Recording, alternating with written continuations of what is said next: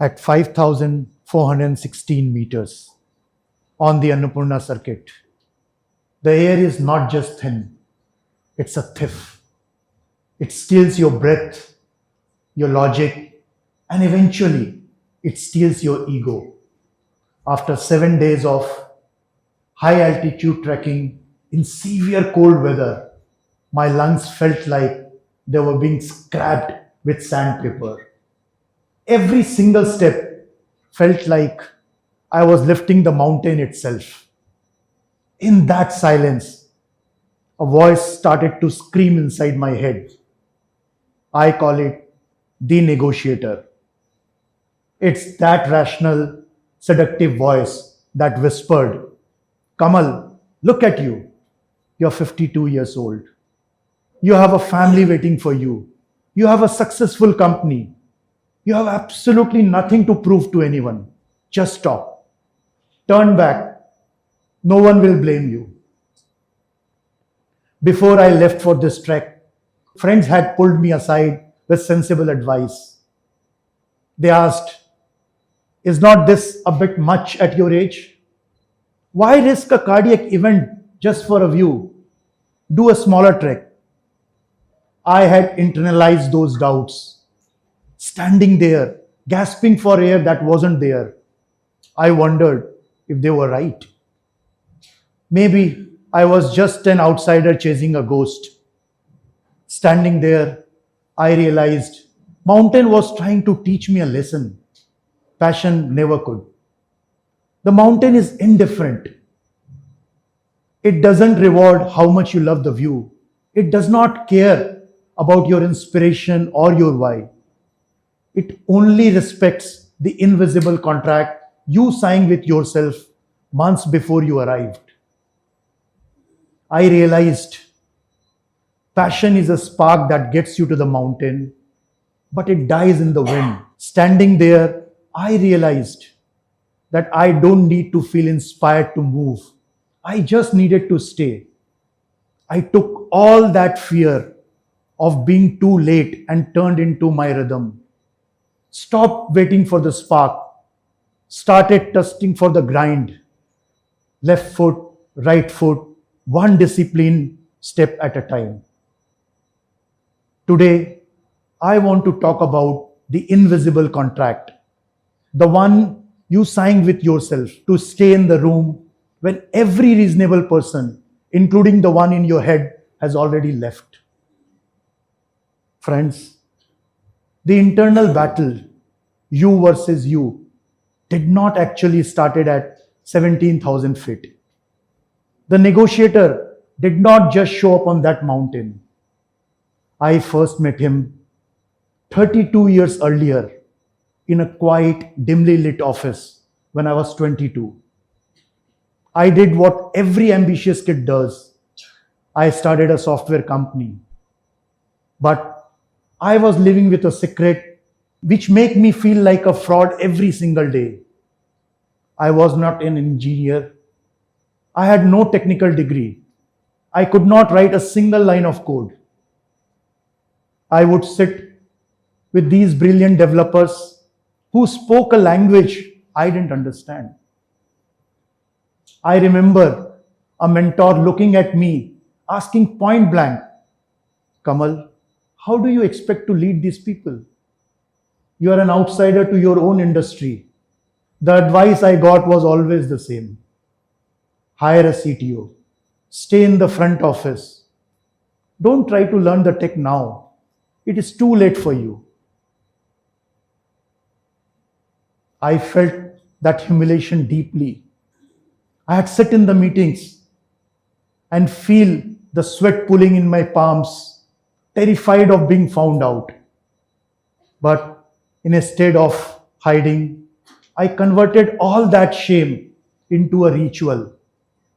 For 20 months, I worked all day and studied software architecture every single night.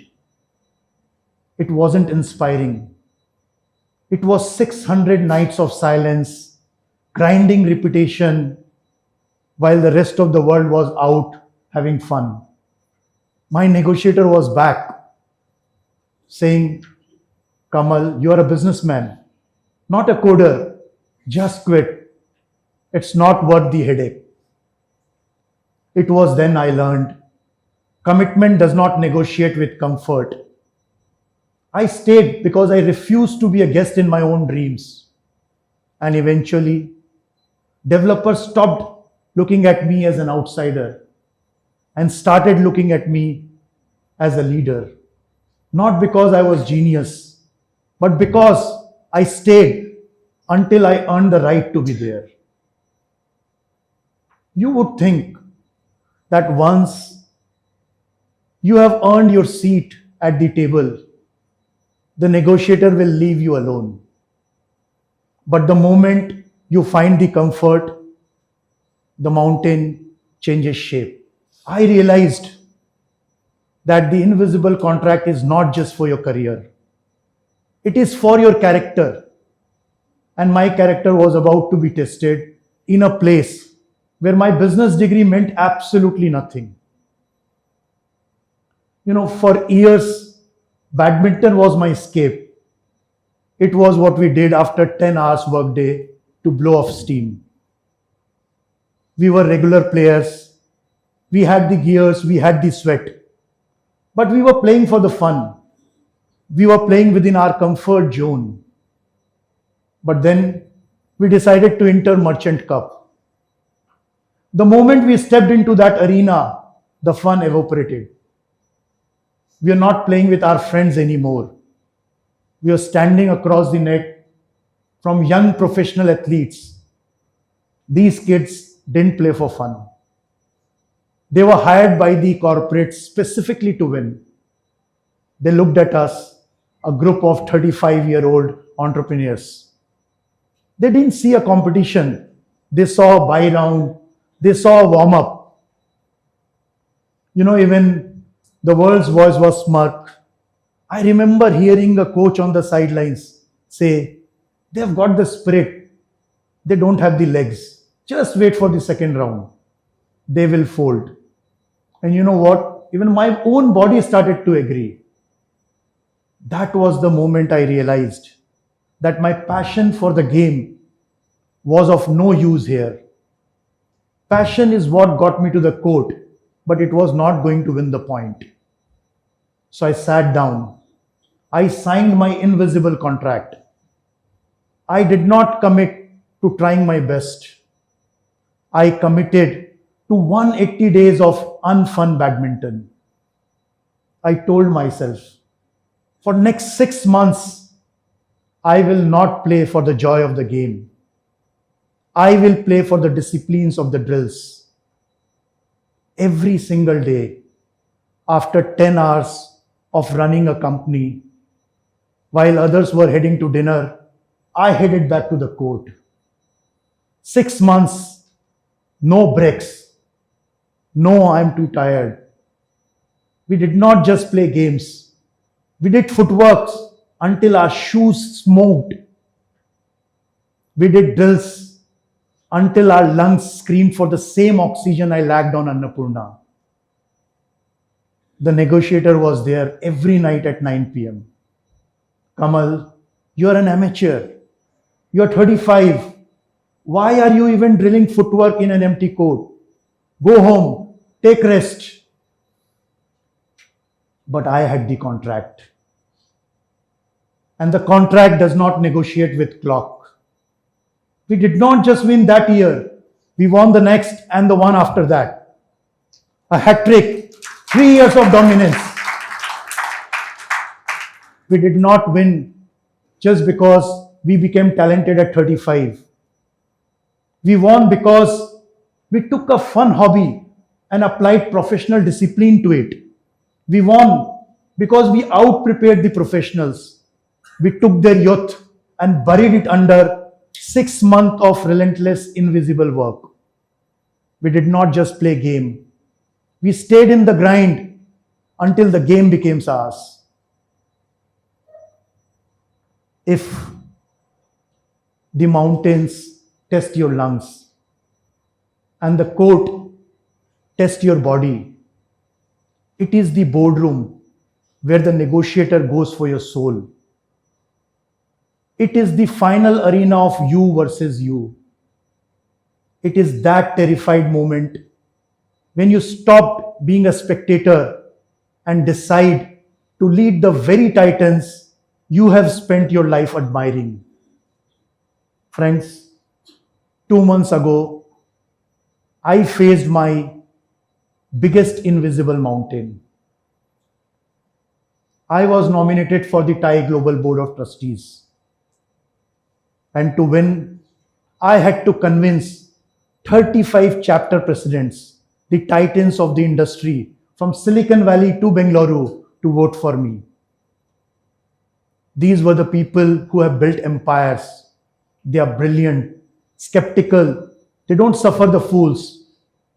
I was the one outsider from Eastern India, a region often overlooked in the global entrepreneurial map. The advice I got was quite incautious. Kamal, just be happy with your nomination. Don't expect to win against these big city founders. You don't have the network or the influence. The negotiator in my head was louder than ever. Look at them. They have bigger companies, bigger degrees, bigger name. You don't belong to this boardroom. I felt like that 22-year-old non-engineer all over again. But I did not give them a passionate speech about my vision. I gave them records of execution.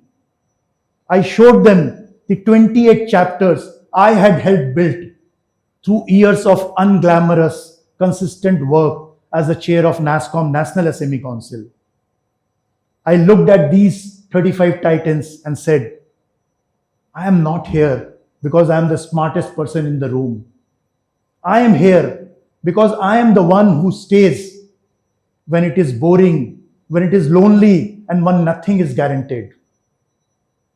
And when the result came in, and I became the first person from Eastern India elected to that global board,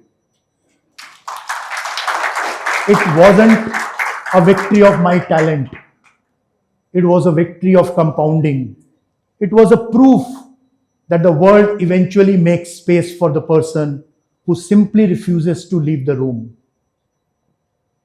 The negotiator finally went silent because consistency does not just win over intensity. Consistency earns respect. Finally, friends, we all are trekkers on our invisible mountains. Whether you are trying to learn a language that feels like a code, whether standing on a court where you feel like an uncle, or sitting in a boardroom where you feel like an outsider, the negotiator is already there. It is sitting in your head right now, whispering, you have done enough. It is okay to turn back. Today, I want you to look that negotiator in the eye and show it your invisible contract. Summit is not a miracle that happens at the end of the journey. It is the decision you take every single morning to keep walking when the fun is gone and the air is thin. Success is not a matter of talent or the luck or being the right age. Success is the audacity of staying one day longer than everyone else. Passion is a spark that gets you to the base of the mountain, but it is the invisible contract that silences the negotiator. In the end, the most important victory is not over your competitor or the mountain or the board. It is the victory of you over you. Thank you.